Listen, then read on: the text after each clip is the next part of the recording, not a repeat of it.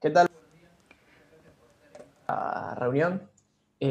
Vamos a ver ahora la charla de Chadley, que se refiere a cuestiones de cómo el manejo y la siembra directa modificó las condiciones de suelos en el estado de Kentucky.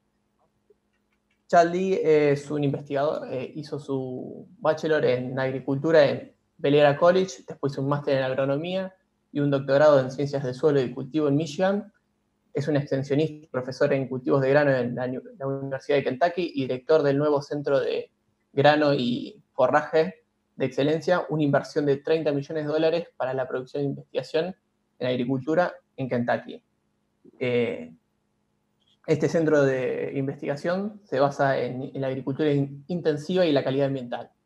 Chadley también dirige proyectos de investigación aplicada a maíz, soja, trigo, centeno y cebada bajo siembra directa, donde la calidad de suelos es igual de importante que obtener altos rendimientos. El doctor Chadley también lidera actividades de extensión a lo largo de Kentucky y enseña cursos de granos para estudiantes de grado y posgrado.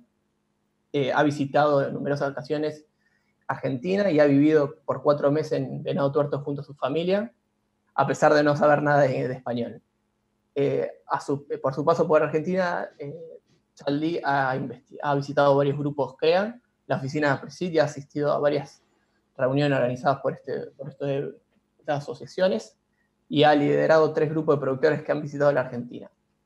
Los quiero invitar a ver esta charla y a que cualquier duda y preguntas que quieran las vamos a ir leyendo al final de la charla. Así que ahora lo invito a ver el video.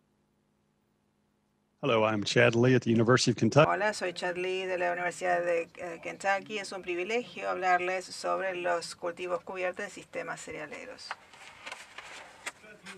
En la Universidad de Kentucky soy profesor de extensión, que significa que hago investigación, bastante docencia y dedico mucho tiempo a trabajar con productores, profesionales de negocios, consultores, agentes de extensión y otros en la prestación de información de la investigación que hacemos en la universidad, las personas que pueden utilizarla y mejorar su supervivencia y procesos.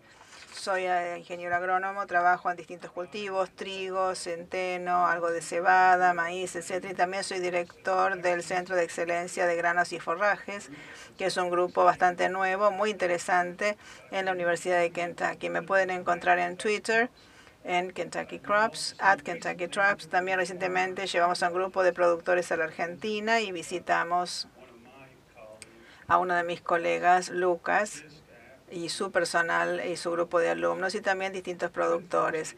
He tenido la fortuna de visitar Argentina varias veces desde 2009. He conocido gente muy interesante, he hecho muy buenos amigos y también nos beneficiamos de tener algunos alumnos que vinieron a trabajar con nosotros, ya sea como pasantes o como alumnos de grado. Me disculpo a los que no están en la pantalla. Ha habido muchas más personas que hemos conocido, pero que no entraban en esta imagen. Y realmente agradezco la forma y aprecio la formación que tienen los argentinos en el área de agronomía, además de agradecer su amabilidad y generosidad. A lo largo de los años, una de las cosas que lamento es no haber aprendido español. Digamos, mi esposa aprendió español en la escuela secundaria. Y cuando estuvimos allí con la familia lo aprendió muy bien. Yo tuve alemán en la escuela secundaria y tampoco lo puedo hablar. Pero bueno, en ese sentido, bueno, muchas gracias por permitirme darles esta presentación en inglés.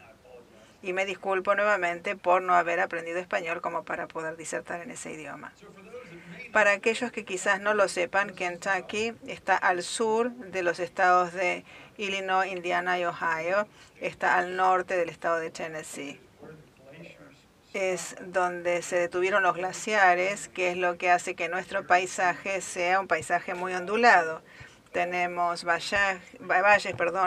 arroyos, y en el suroeste de Kentucky, en 1960, comenzó la siembra directa. Es allí donde se encuentran los primeros casos de siembra directa en el mundo en lo que es la producción comercial.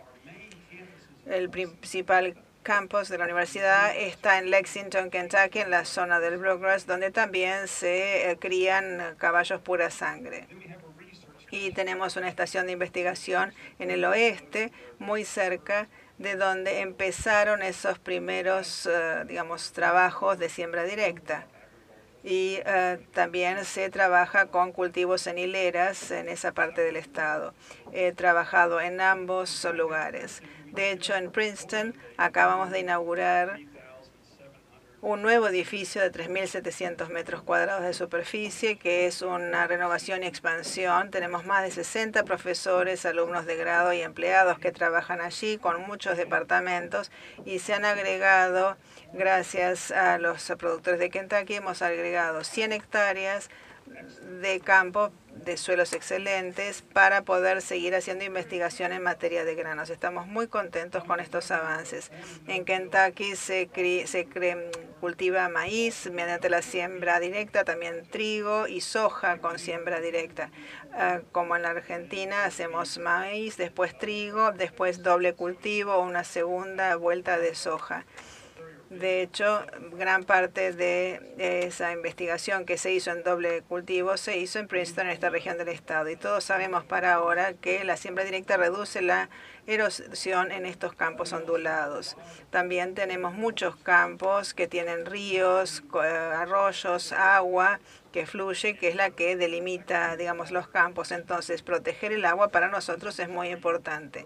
Este es un arroyo a principio de primavera, cuando hay mucha lluvia, pero no se han plantado los cultivos de verano. El agua que llega allí es, sin embargo, agua transparente. Y este es uno de los objetivos también de estos cultivos cubiertos. Queremos tener agua limpia. La gente luego va a utilizar esta agua para, digamos, beber, para otros fines, y además esta agua se utiliza para otros productos, como por ejemplo la fabricación del whisky bourbon. Esta imagen se tomó a unos 50 kilómetros de donde se encuentra una de las principales destilerías. Como dije, la siembra directa empezó en la década del 60, de hecho en el 62, cuando Harry y Lawrence Young, al oeste de Kentucky, hicieron estos primeros experimentos. Luego surgió la Universidad de Kentucky. Esto es un campo original donde se hizo, digamos, esta prueba de la siembra directa. Y también el nieto, Alexander, son los que están trabajando en estas tierras en este momento. Esta imagen, esta foto se sacó antes de que se plantara soja ese año. Y en este caso podemos ver que las, digamos, malezas anuales tienen alguna cubierta, pero no total.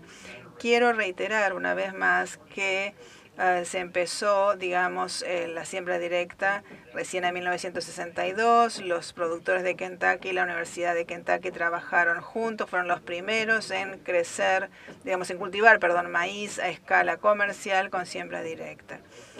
Y esto también se ha utilizado en la Argentina. La primera sembradora de siembra directa fue la Alex Chamberlain, que está en camisa azul. Su padre fue el que tenía una concesión en Alex Chamberlain, que era el que vendía el equipamiento, y ayudaron a Alex Chamberlain a diseñar la primera versión comercial de esta sembradora para siembra directa. El que está con la otra camisa es un productor. En ese momento él compró una de las primeras versiones, los primeros modelos de esta sembradora, y recientemente un grupo de alumnos restauraron esa sembradora y este productor nos la donó para que la tuviéramos como recordatorio en nuestro centro de excelencia de este legado de la importancia de la agricultura de siembra directa. Si no fuera por la siembra directa, no podríamos cultivar trigo y maíz. Estoy convencido de eso. Y lo mismo piensan muchos productores en la zona. Por supuesto que las sembradoras han cambiado con el tiempo, son más grandes, más sofisticadas. Una pequeña empresa que está muy cerca de Princeton, que se llama Martindale, empezó a utilizar estas sembradoras por hilera que se utilizan en todo el mundo. Las he visto en varios lugares en la Argentina. Y también estas, también que se han empezado a equipar, digamos, en estas sembradoras con estas ruedas dentadas.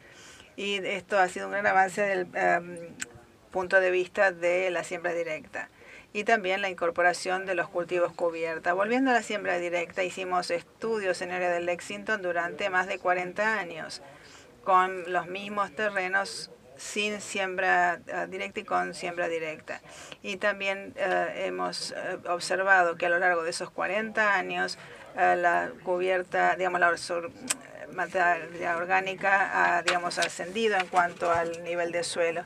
Y al mantener la siembra directa, la materia orgánica se ha mantenido en niveles estables. Utilizar la siembra directa entonces contribuye al desarrollo de la materia orgánica en el suelo. Además, a veces van a escuchar que algunos dicen que si uno tiene altos rindes, eso va a agotar los suelos y los suelos circundantes. Pero lo que nos muestra este gráfico es que una tasa de, digamos, con mayor nitrógeno más carbono se retiene en el suelo. Y esto se debe a que en este sistema de siembra directa, digamos, con maíz continuo, que es algo que no se recomienda, pero también con un cultivo cubierta cada año, esos elevados niveles NOx nos dan una alta biomasa tanto en el maíz como en el cultivo cubierta, y esa combinación permite atrapar más carbono en el suelo. Si vamos a cultivar distintos cultivos, tenemos que tener nitrógeno para que esos cultivos prosperen. Con frecuencia hablamos de los cultivos cubierta, pero también tenemos que capturar lo que queda. En este caso es exactamente lo que está sucediendo. Cuando aplicamos 150% por encima del óptimo agronómico, ese cultivo cubierta atrapa ese nitrógeno excedente que agrega biomasa y por ende una mejor retención del suelo. Como dije antes, nosotros hacemos los 3 cultivos en 2 años, rotación de maíz, trigo y soja, doble cultivo de soja, y después de haber cosechado esas hojas tenemos la oportunidad de volver a plantar los cultivos cubiertos. En muchas situaciones que estamos estudiando, esto es lo que estamos haciendo. Tenemos un sistema activo que digamos, crece en el campo durante el invierno. Esto es de suma importancia. También tenemos algunos campos que no son aptos para trigo, que no funcionan bien con el trigo, y en ese caso tenemos una rotación de maíz, soja, y también son candidatos para los cultivos cubierta cada otoño boreal.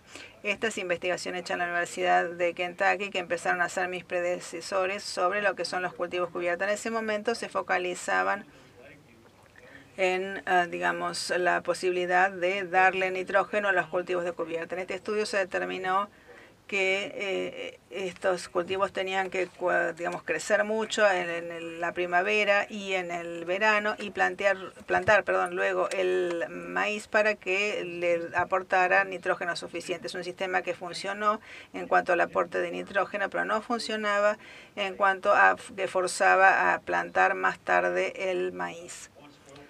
Una vez que los precios del petróleo bajaron y el nitrógeno se tornó en un fertilizante más económico, los productores ya no les interesó obtener, digamos, o tener que hacer eso para obtener esos beneficios. La investigación también observó que esto permitía reducir la erosión. También se informó, digamos, un agua más limpia en los alrededores. Y hay otro sistema de siembra directa donde no tenían los cultivos cubiertos, y también se informó una mejor estructura del suelo y una mejor capacidad de retención del agua, algo que es sumamente importante para nosotros. Nuestros suelos son suelos poco profundos, son realmente muy poco profundos en comparación con lo que tienen en la pampa húmeda en la Argentina. Por ende, para nosotros, todo lo que podamos hacer para retener más humedad, más agua en nuestros suelos en el medio del verano siempre es algo positivo. El otro problema que tienen muchos de nuestros suelos es que en primavera, cuando estamos tratando de sembrar maíz, los suelos están demasiado húmedos. Entonces tenemos demasiado agua. Sí tenemos demasiada agua durante la siembra y muy poca cuando el maíz está tratando de polinar y ir a los estadios posteriores. Para cerrar el círculo, nuestros predecesores se jubilaron y nosotros hemos, digamos, entrado en juego y estamos haciendo cada vez más investigación en la Universidad de Kentucky en el área de investigación de cultivos. En los próximos años deberíamos ver gran cantidad de trabajos emanados de la Universidad de Kentucky firmados por estas personas. Hannah, por ejemplo, es la que ha estado publicando trabajos sobre la siembra directa a largo plazo. También hay otra de las personas que está aquí, Edwin y Geoff, por ejemplo, que han trabajado en fertilidad. Bob, que trabaja con cultivos cubierta y tabaco y cáñamo, Kirsten ha trabajado en patología de las plantas, enfermedades y la presión de las enfermedades provenientes de los cultivos cubierta. Y otros que han hecho distintas investigaciones. Son tiempos muy interesantes para el análisis de cultivos cubierta. La mayor parte de lo que lo cultivan los agricultores en la zona es lo que se denomina centeno, el cereal rye o secales cereales. Tiene un sistema de raíz muy activo y en este caso, como pueden observar, 18 centímetros de crecimiento del vástago y 46 centímetros de crecimiento de raíz, lo cual es típico. Es un sistema de raíz muy agresivo que va a ayudar a, digamos, a tomar nutrientes y la planta va a crecer de manera mucho más vigorosa que cualquier otro cultivo de invierno. Y es por eso que se está haciendo tanta investigación en el centeno. 60 kilómetros por hectárea es lo que se planta o se siembra. En general se coloca después de la cosecha de soja y para lograr un mejor equilibrio se termina alrededor de 14 días antes de plantar maíz. A veces algunos lo hacen después, otros antes. Vamos a hablar de eso en nuestra investigación.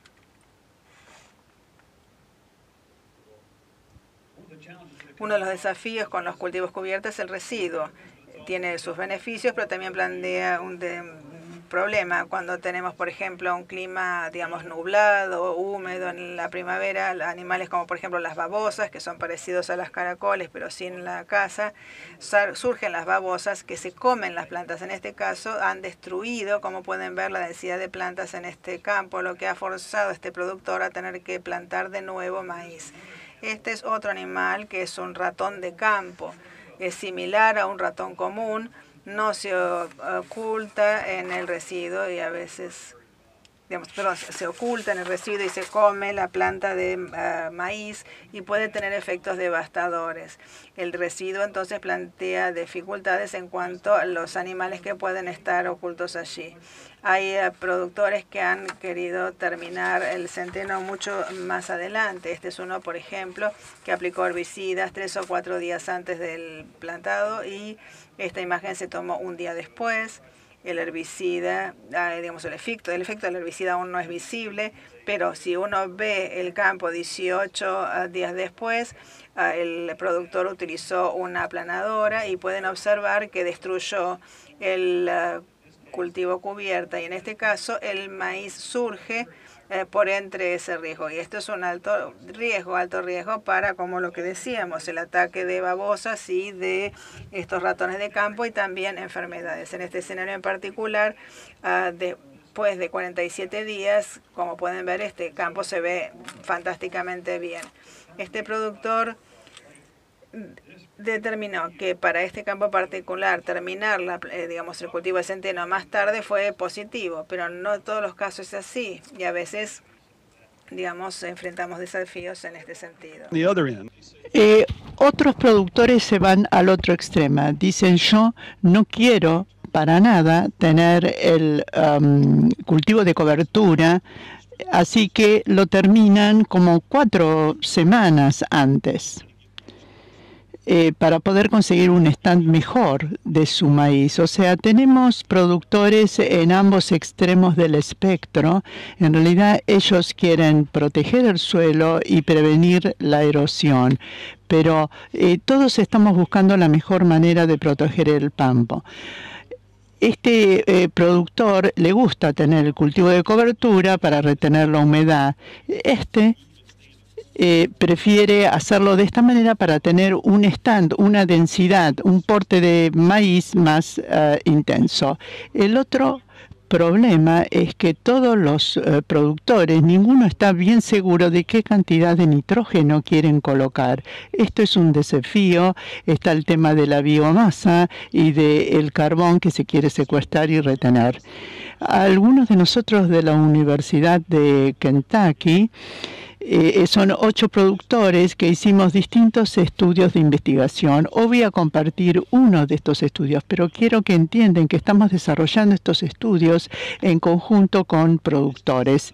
En esta cosa quiero destacar esta investigación que lo hizo un candidato al doctorado, Dan Quinn, es un alumno brillante, en mayo de 2021, o sea, el año que viene, va a comenzar a trabajar como agrónomo extensionista en maíz en la Universidad de Purdue.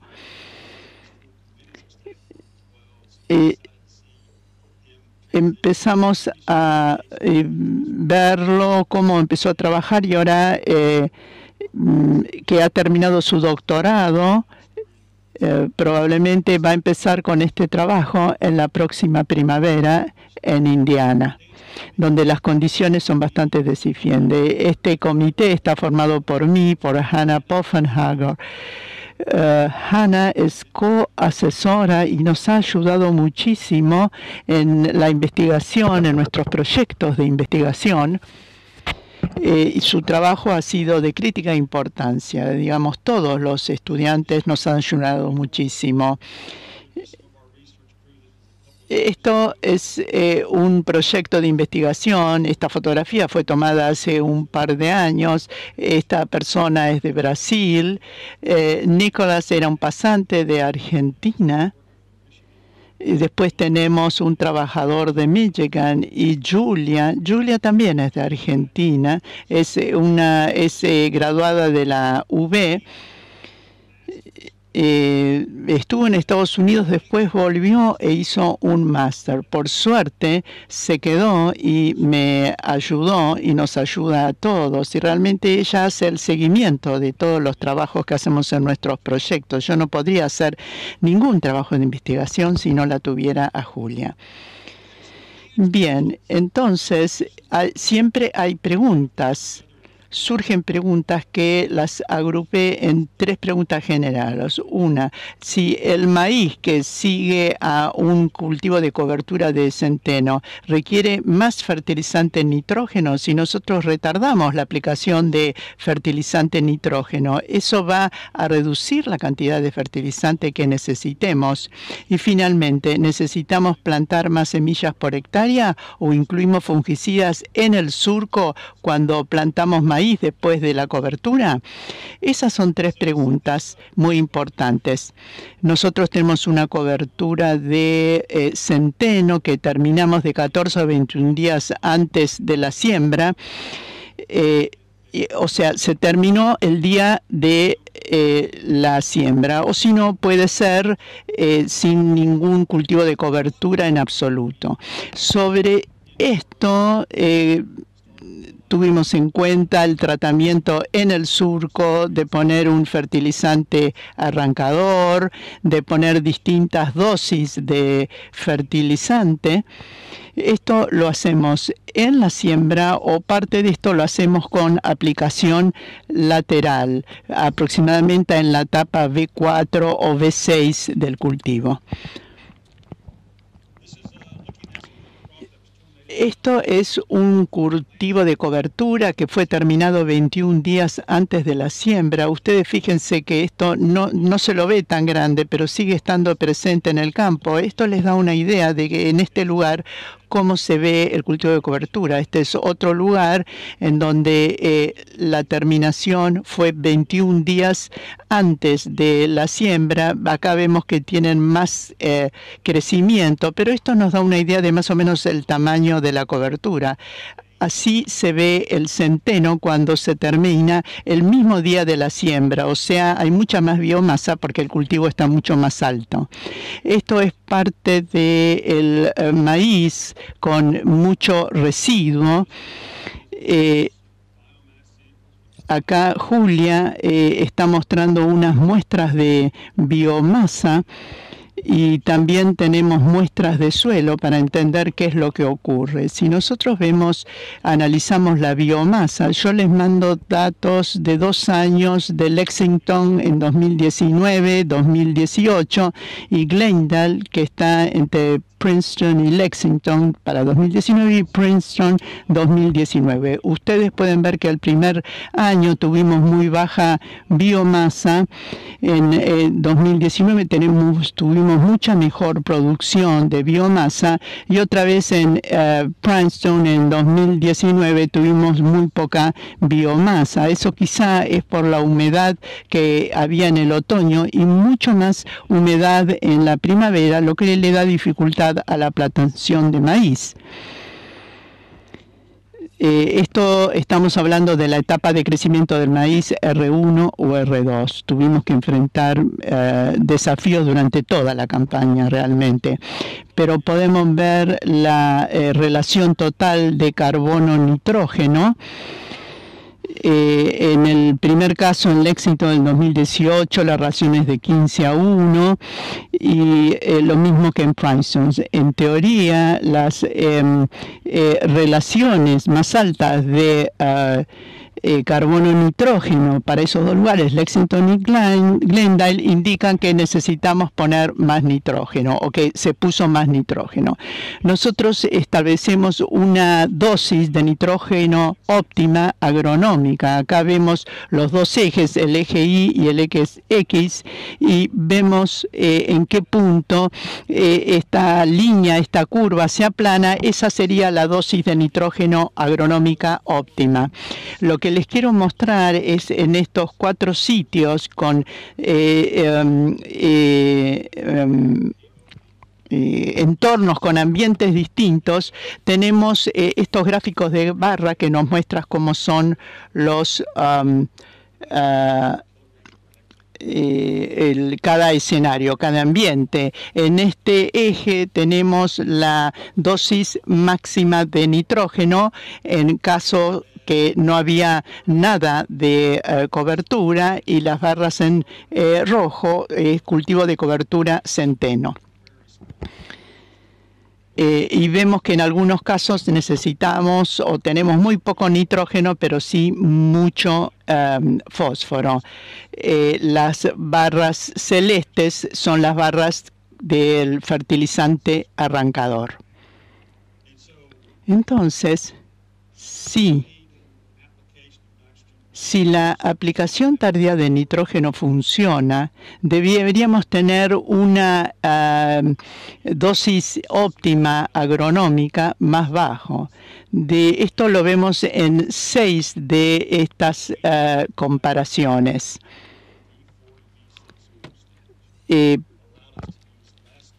Si nosotros en la presiembra aplicamos nitrógeno antes de plantar el maíz, vamos a tener resultados distintos si aplicamos nitrógeno después de que el cultivo está crecido y hacemos una aplicación lateral.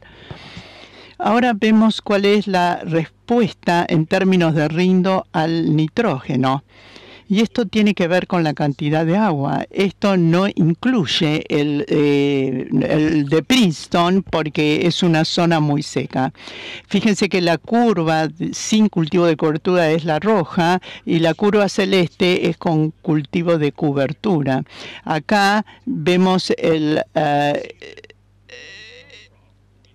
sin cultivo de cobertura. El nitrógeno se aplica de entrada. El maíz sin cultivo de cobertura tuvo un mejor rendimiento con la aplicación del nitrógeno en una etapa temprana. Fíjense que las dos curvas no se tocan. Cuando vemos el caso de la aplicación lateral del fertilizante, vemos cómo se juntan las dos curvas. Con una tasa menor de nitrógeno, la situación cambia. Yo tengo que mencionar que estamos utilizando un híbrido de maíz blanco. En Kentucky tenemos un mercado importante de maíz blanco que se utiliza para alimentos de consumo humano. Tenemos bastantes bocas de expendio en Kentucky y también lo exportamos a México. Tenemos un buen mercado. Nosotros utilizamos este maíz porque no es tan robusto como el otro maíz, es más sensible a otras enfermedades. Por eso lo utilizamos en nuestra investigación, porque probablemente nos mostraría datos más claros. Lo tendría que haber mencionado anteriormente. Es maíz blanco. Lo importante acá es que cuanto más nitrógeno se aplicó, hemos observado que el rinde es mayor. Lo que hemos visto en este estudio, solamente en este estudio, es que las dosis de nitrógeno que necesitábamos para un rinde máximo eran mucho más altas que las dosis recomendadas, de 0,12 a 0,2. Eran bastante más altas que Atos, y nosotros observamos que las dosis eran más altas tanto para el sistema de aplicación después del cultivo de cobertura o sin cultivo de cobertura. También es importante señalar que tenemos altas precipitaciones en estos sitios, casi más de 25 centímetros más que lo normal en estos lugares. Así que probablemente hemos observado más de nitrificación por esta causa. Y esto es la razón por la cual vimos que con la aplicación lateral también requería una dosis alta de nitrógeno para maximizar el rinde. Por otra parte, lo que observamos en Princeton, que es un lugar seco, si retardábamos la terminación del cultivo de cobertura en un día, íbamos a tener más retención de humedad del suelo en toda la campaña. La curva roja nos muestra el contenido de humedad del suelo. En la verde es sin cultivo de cobertura, y en el azul es cuando el cultivo de cobertura se terminó 21 días antes. Ustedes fíjense que en septiembre, cuando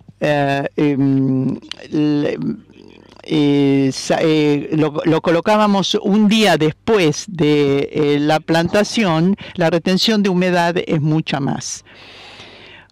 O sea, es importante retardar la terminación del cultivo de cobertura en estos lugares en particular.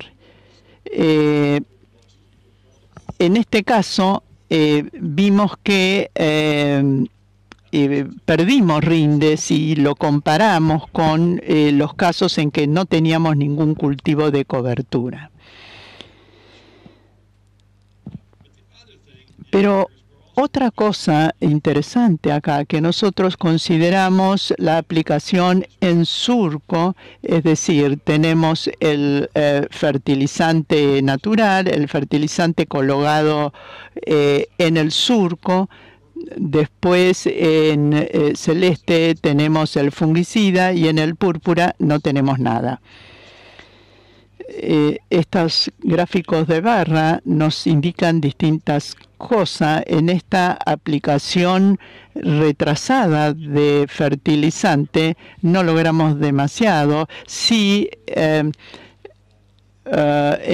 los otros patrones vemos que no hay demasiada diferencia, lo cual es muy sorprendente porque no es lo que esperábamos. Además, nosotros pensábamos que íbamos a necesitar un fungicida que nos iba a ayudar a superar algunos desafíos, y no es el caso. Más de una vez vimos, al contrario, que los fungicidas combinado con el fertilizante reduce el stand de maíz. No tuvimos primaveras ni demasiado secas ni demasiado húmedas. En ningún caso tuvimos que sembrar en condiciones de barro. Deberíamos tener un sistema para poder hacer una buena investigación, para poder probar estos tratamientos de manera fidedigna.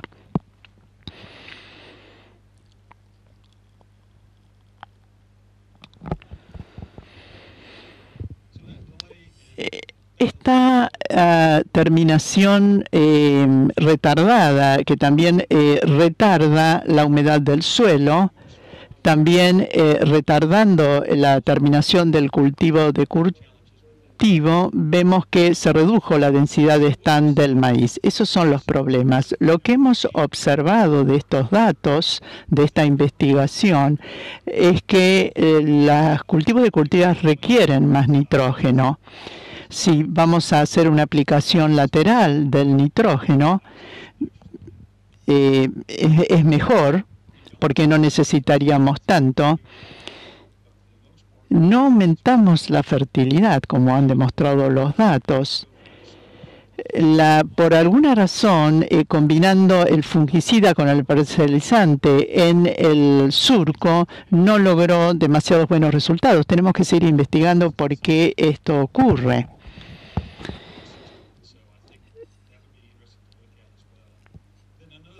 Otra cosa en nuestro lugar, para tener mucho residuo, es que esto reúne a pequeños animales que tienden a ir a esta zona de mucha humedad, o sea que demasiado barro puede llegar a ser nocivo.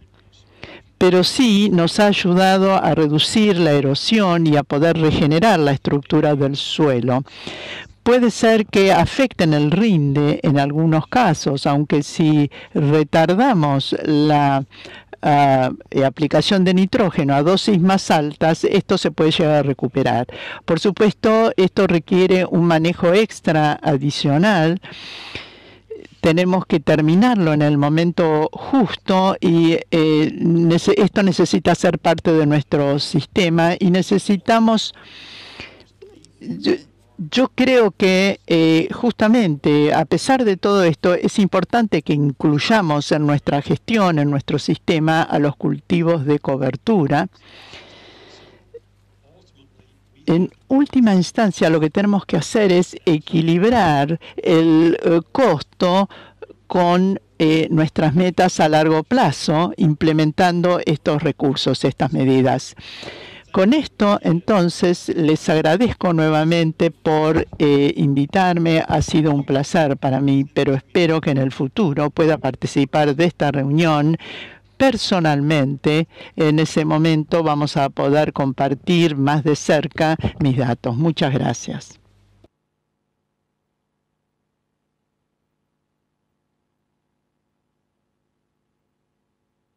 Y también vamos a poder compartir unos mates, obvio, para que sí. Muy buena charla, Chan. Ahora tengo un par de preguntas de la gente que estuvo viendo la charla. La primera pregunta me preguntan, ¿qué cultivos recomendás de servicio para suelos salinos?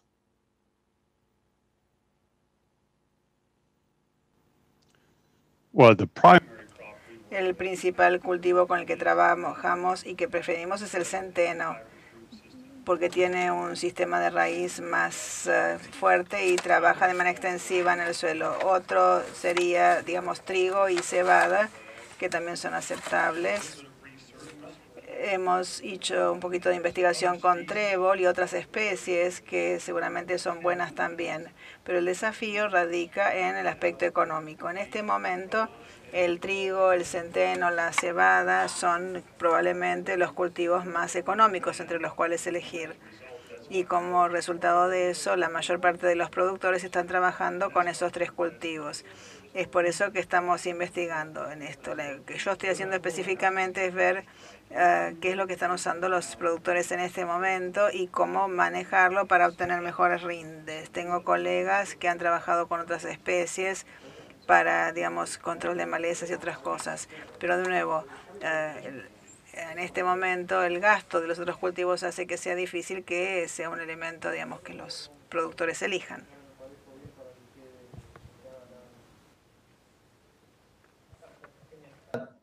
Dos preguntas referidas al problema de la densidad con la terminación tardía del cultivo de servicio. ¿Cómo ves algún problema en la densidad a implementar?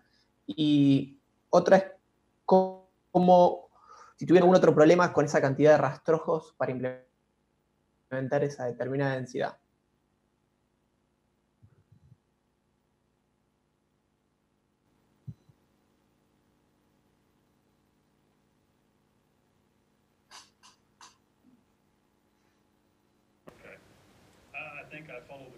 Creo que puede seguir la pregunta.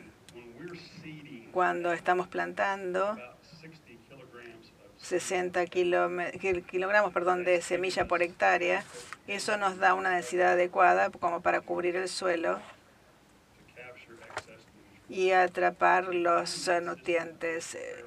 Y ese sistema funciona bastante bien. Y podemos utilizar una tasa de siembra más baja, pero el problema es que si tenemos dificultades de germinación de algún motivo, esos 60 kilogramos por hectárea, digamos, parecerían ser la tasa adecuada para garantizar, el cultivo si hay una baja terminación. En cuanto a la terminación de primavera, esto es cuando terminamos antes de plantar. Probablemente la forma más sencilla de describirlo consiste en decir que si, hacemos una terminación más temprana, esto es 4 semanas antes, que es lo que hacen la mayor parte de los productores, eso provoca una menor interferencia con la siembra del maíz. Pero también nos ha brindado menos biomasa. Si terminamos el día que plantamos, eso es lo que plantea el mayor desafío, porque tenemos animales, enfermedades y otras cuestiones que nos plantean desafíos y dificultades. Sin embargo, si logramos que el cultivo de maíz se establezca, esa biomasa extra va a ayudar a retener la humedad en el medio del verano. Si nuestro objetivo fuera retener humedad a lo largo del año, en ese caso vamos a hacer la terminación lo más tarde posible, entendiendo que si lo hacemos, el riesgo de problemas se incrementa significativamente. Si evaluamos la mayor parte de la investigación hecha en América del Norte sobre esta materia, el equilibrio entre estas dos cosas es del orden de 2 semanas antes de la siembra. Si vamos a terminar 2 semanas antes de sembrar, eso parecería ser, el mejor punto de equilibrio para obtener los beneficios del cultivo de cubierta y reducir el riesgo de que el cultivo de maíz no se establezca.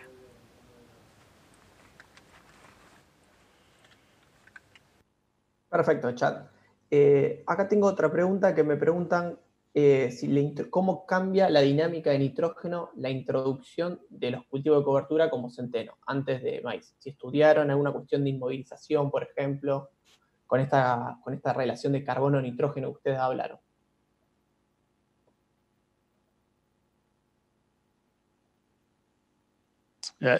Excellent question. And the short Excelente pregunta. La respuesta corta es que necesitamos más fertilizante a base de nitrógeno para manejar todo el carbono adicional que le estamos incorporando al sistema proveniente del centeno. Desde el punto de vista ambiental, el carbono es algo positivo, pero desde el punto de vista agronómico es un desafío, porque ese carbono quiere parte del nitrógeno que aplicamos, al cultivo de maíz. Eso es lo que encontramos en este estudio, en parte, que si parte de ese nitrógeno se bajaba, en una relación de 2:2, esto es 30 kilogramos por hectárea, y, esperábamos, si el resto se aplicaba después, cuando el maíz está en el estadio B4, B6, no necesitamos nitrógeno adicional, pero si todo el nitrógeno se aporta en el momento de la siembra, vamos a necesitar 70 kilogramos por hectárea más de nitrógeno. Entonces, hay una gran diferencia en la cantidad de nitrógeno que tenemos que aplicar a partir de cuándo se hace la aplicación. Asimismo, y esto también es importante, nuestros mejores rindes se dan cuando esperamos y aplicamos la gran mayoría del nitrógeno en un nivel de crecimiento B4, B6. Ahora, Referidas con el tema de nitrógeno, hay muchas preguntas referidas principalmente a los cultivos de cobertura de leguminosas, ya que venimos por el tema de nitrógeno. Preguntan si han probado leguminosas en zonas secas, por ejemplo, o si tuvieron alguna experiencia con leguminosas como vicia, como cultivo de cobertura, y qué resultado han tenido, por ejemplo.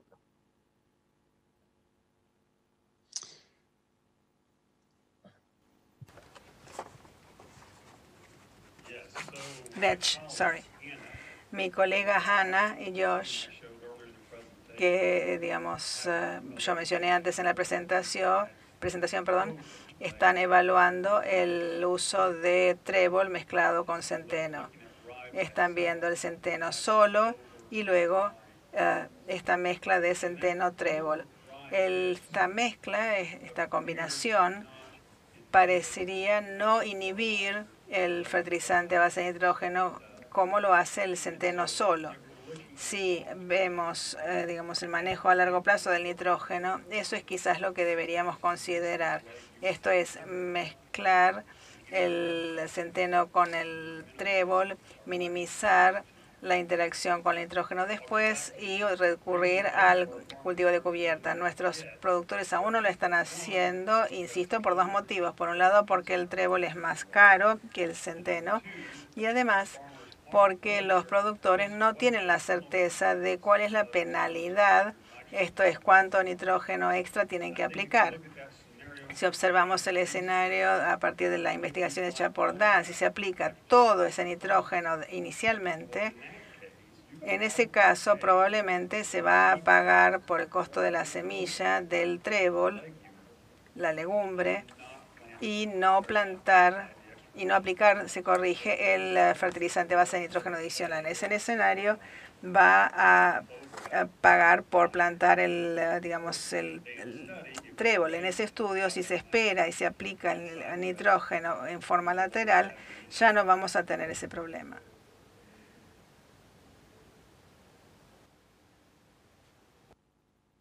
Perfecto, genial. Una pregunta que más surgió que ¿por qué crees esta diferencia que hubo en la respuesta al nitrógeno cuando tuvimos la aplicación previa o al costado? ¿A qué refería esas diferencias? Porque se ve la diferencia al principio, que siempre se mantiene, y por ejemplo cuando tenemos la aplicación al costado, al final se empiezan a igualar la respuesta. ¿A qué atribuís esta diferencia principalmente?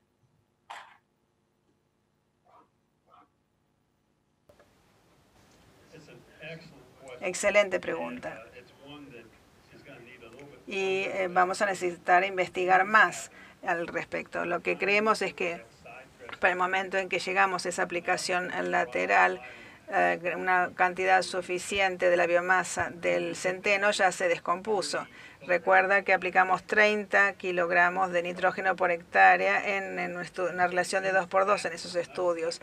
Eso es nitrógeno suficiente como para ayudar al cultivo de maíz, pero también a contribuir a que se descomponga el centeno. Entonces, cuando hacemos estas aplicaciones laterales, no había tanto carbono como para poder atrapar el nitrógeno respecto de lo que es la aplicación tardía. Creo que esto es lo que está sucediendo. Como decía, tenemos que seguir haciendo estudios y Hannah, Josh, Edwin, ellos están haciendo estudios en la materia para confirmar efectivamente si esta es la observación correcta o no. Quiero decir que una cosa importante respecto de los cultivos de cubierta es la siguiente, porque tenemos, digamos, trigo que crece en invierno, pero esas raíces no son muy profundas. Entonces es sumamente importante que obtengamos raíces que vayan a mayor profundidad en el suelo durante la mayor cantidad de tiempo posible, sin que esto sea, perjudicial para el cultivo de maíz. Esto es importante. Este es el principal objetivo que estamos tratando de lograr y lo estamos haciendo con distintas especies. El otro desafío es ayudar a los productores a pagar por esto, especialmente cuando su economía está muy limitada en este momento. Los márgenes son muy estrechos. Entonces, ¿cómo pagar algo así? Alentar a los productores a utilizar la opción menos costosa en este momento, que tiende a ser el trigo, el centeno o la cebada.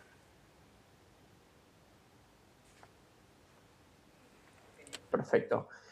Otra consulta que surge es cómo ves el consumo de agua que realiza este cultivo de cobertura puede afectar el rendimiento de maíz, que es una especie que tiene grandes pérdidas de rendimiento cuando sufre estrés hídrico. ¿Cómo ves este consumo de agua, si nos puede disminuir este rendimiento?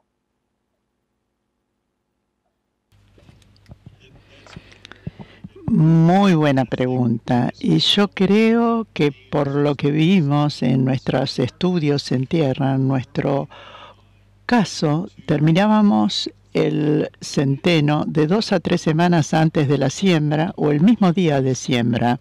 En esos dos escenarios, los años que hicimos este estudio, no hemos visto que el centeno compitiera por humedad con el maíz.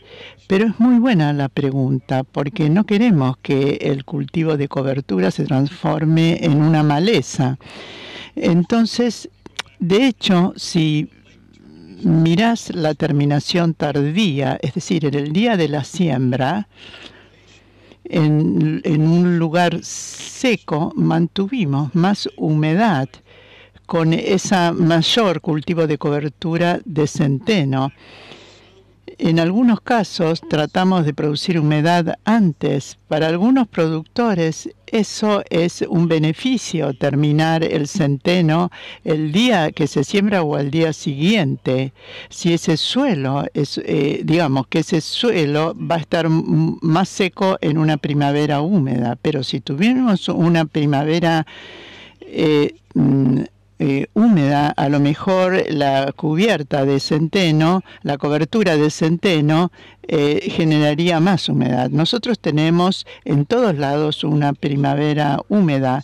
En el único lugar donde tenemos, en algunas tenemos el verano seco, pero en todos los casos, la primavera es húmeda.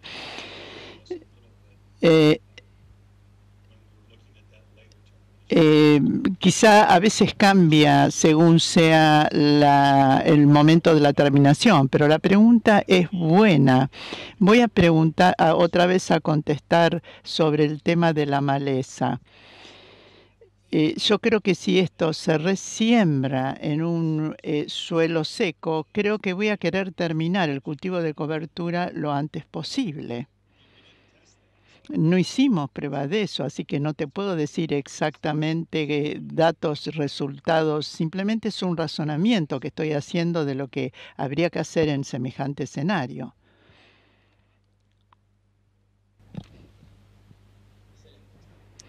Otra consulta que surgió es, a diferencia de lo que vemos acá en Argentina, es que se utiliza a veces el cultivo de cobertura no solo por sus beneficios en el suelo y la erosión, sino también para el control de malezas. En Estados Unidos, ¿encontraron algún interés en este tema, algún efecto sobre la emergencia de malezas, o no lo ven como un problema típico de esa región?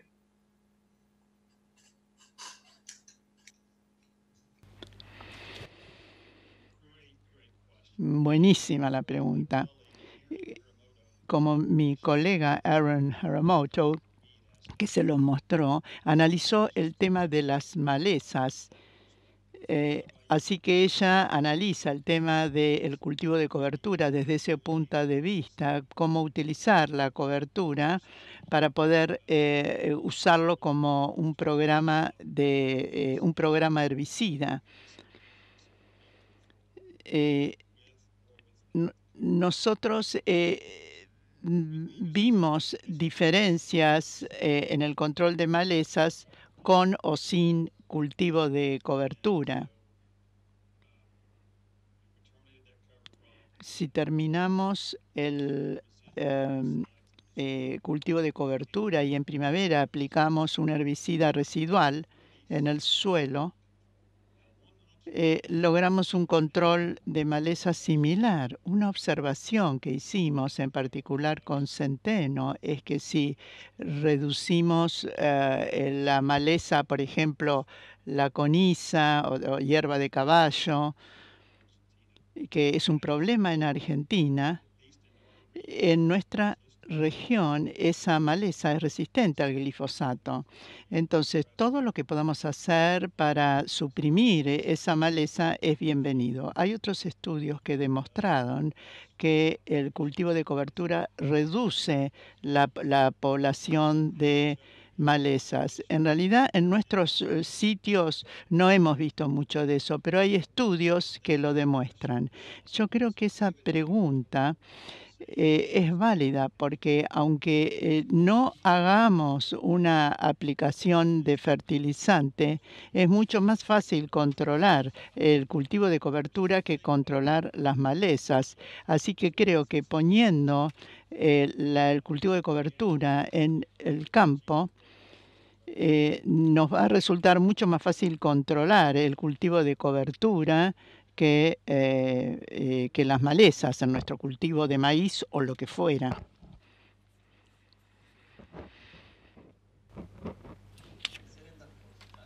Perfecto.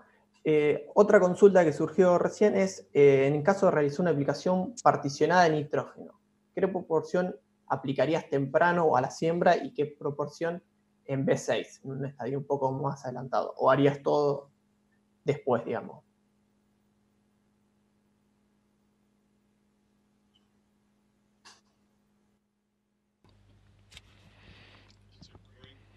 Gran pregunta. Lo que hemos visto en estos estudios es que nosotros pondríamos, depende en el método de entrega, si lo pueden aplicar en un patrón de 2x2 o 5x5 o 5 centímetros de la hilera.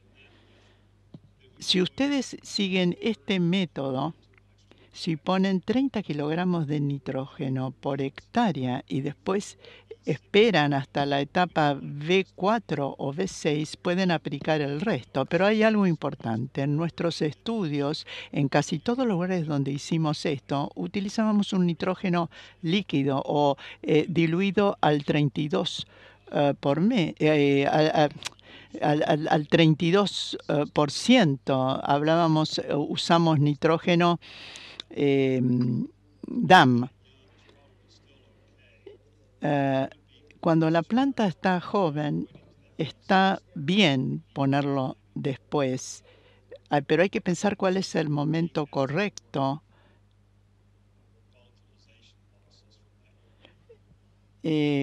Por ejemplo, cuando se aplica urea, hay que pensar que puede haber pérdida a causa de la volatilización.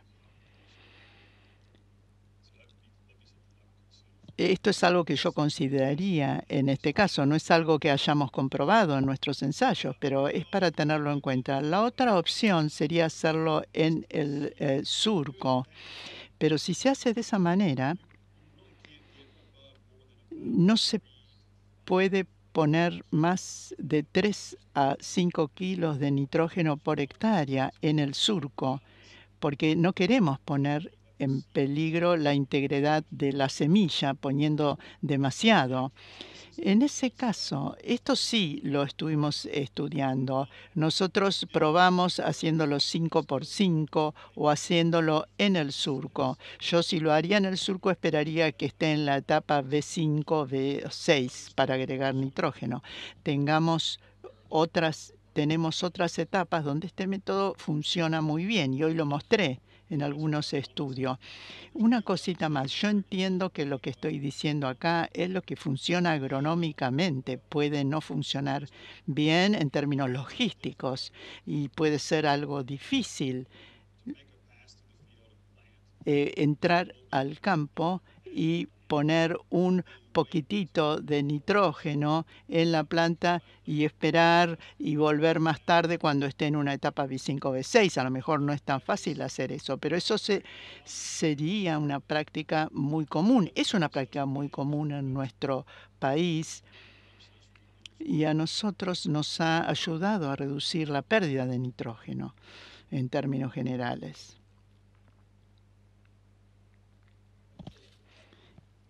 Una última pregunta más personal mía es, ¿cuáles ven los pasos a futuro en el tema de la investigación que tiene usted de cultivos de cobertura en relación a maíz? ¿Ven alguna cuestión de mejora en el suelo, nitrógeno en el suelo que queda acumulado con este cultivo de cobertura, si piensan evaluar alguna cuestión así. ¿Cuáles son los pasos futuros de esta investigación?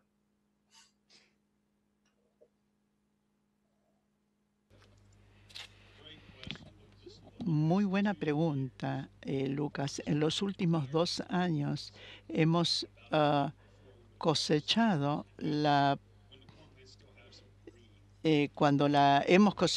cuando el cultivo de maíz todavía tiene materia verde, y podemos observar el movimiento de nitrógeno en la planta, y no había ninguna diferencia en cuanto a la absorción de nitrógeno por parte de la planta del cultivo de maíz, con o sin cultivo de cobertura. En realidad no se han observado diferencias, pero creemos que agregamos lo que hacía falta en cada escenario. Con respecto al suelo, creo que ahí tenemos que seguir investigando, y tiene que ver con la pregunta que me hicieron hoy: ¿cuánto carbono hay en el suelo o cuánto carbono tenemos que seguir secuestrando en el suelo? Nosotros lo vamos haciendo por partes. En las muestras vegetales que tomamos no observamos nada de eso, no lo estudiamos, así que creo que el próximo paso va a ser eso, de poder determinar cuál es la indicación o cuál es la relación carbono-nitrógeno en estos planes de fertilización. Yo creo que eso es un área por investigar. Pensando en lo que ocurre en Argentina, sus suelos son impresionantes. Los riesgos más importantes que ustedes corren es la erosión eólica por efecto del viento. Pero si ustedes tienen la capacidad de poner un cultivo de cobertura que tenga un sistema radicular profundo y mantener en su lugar el suelo con todas sus estructuras, ustedes ya lo están haciendo eso, y están mucho más adelantados de lo que estaríamos nosotros en nuestras condiciones, en la región en la que estoy yo al menos. Poner un cultivo de cobertura sobre un suelo así, yo creo que con el tiempo va a tener resultados fenomenales en cuanto a la estructura y estado de nutrición del suelo. Desde el stand de Apreci le queremos agradecer a Chad por todo este esfuerzo que hizo de tener que hacer la charla en inglés, pensar en nosotros, en nuestra región, cómo podemos llevarlos. La verdad que te queremos agradecer por la predisposición. A todos los que están escuchando la charla también agradecerlos por las excelentes preguntas. Y te queremos preguntar si querías agregar algo más para finalizar la charla.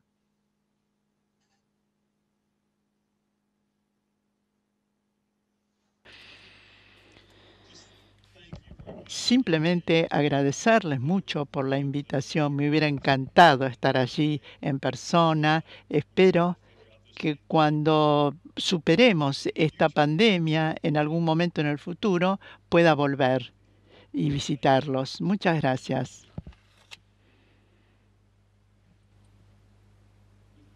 Nuevamente, gracias a Chad, a todos los que estamos escuchando esta excelente charla. Y bueno, lo despedimos y espero que sigan conectados al Congreso y puedan seguir disfrutando del resto de la charla.